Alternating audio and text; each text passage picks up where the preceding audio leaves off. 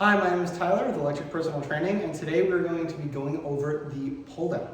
Now, the pull-down is a very common machine you can use to increase your strength in a lot of back movements, including the pull-up, as well as a great overall back builder. It's also very modifiable to hit different parts of the back.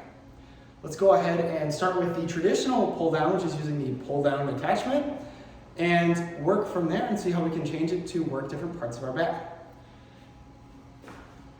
Now, the pull-down is going to be executed similarly to a pull-up. The main difference in the ways that we're going to do it is the amount of backwards lean we use.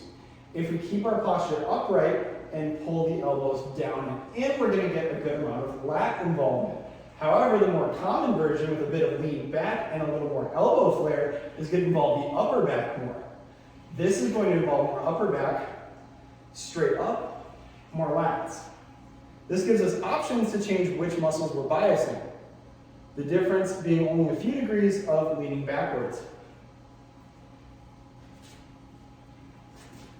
Now, being a machine exercise, the pull down has significantly more external stabilization, especially in the knee pads, compared to a pull-up. So if you find that there's issues with your pull-up that are not necessarily your back muscles, the pull down might be better for building those muscles so that they're the ones that are firing.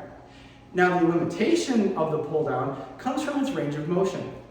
This bar functions very similarly to a barbell on a bench press, where using dumbbells would allow us more range of motion, but less stability. So we can introduce this if we want a variation that is more similar to using dumbbells, whereas this is similar to using a barbell. It's kind of a loose analogy, obviously because we're pulling with attachments. We can grab our handles here, which are just our common handles, and loop them around the bar. This is going to allow us to bring the elbows in more and get more range of motion. We can come with our elbows tucked here to work the lats with a higher range of motion, or lean back again and bring our elbows out for a higher range of motion.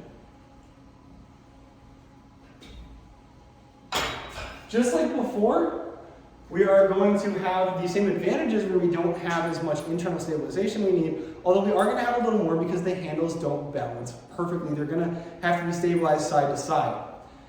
Now, as far as grabbing the bar and where our handles or our hands should be, that's also going to affect what we're working. The wider we are, the better until we hit the bend. Typically, you want to stay away from the bend on the pull-down attachment. It's really just there to cause issues. As soon as you come down the bend, not only are you losing range of motion because it comes down, but it's also just too wide in general to be able to be productive compared to a narrower grip. Typically with a pull-up, we want something like a 1.5 times shoulder width grip.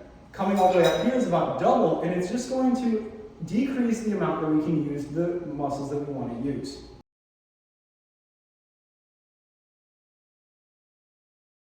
Another option for the pull down is to use the handles on their own to really drive in the upper back and hit the lower traps and the rhomboids by pulling the shoulders back and flaring our elbows, or hitting the rear delts more by flaring the elbows less.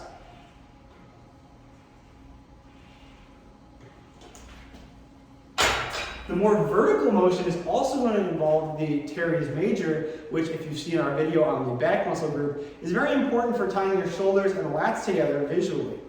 Anytime we're doing a pull-down motion, our teres major is going to be very active. But these variations of our typical upper back rows will involve the upper back as well as the teres major.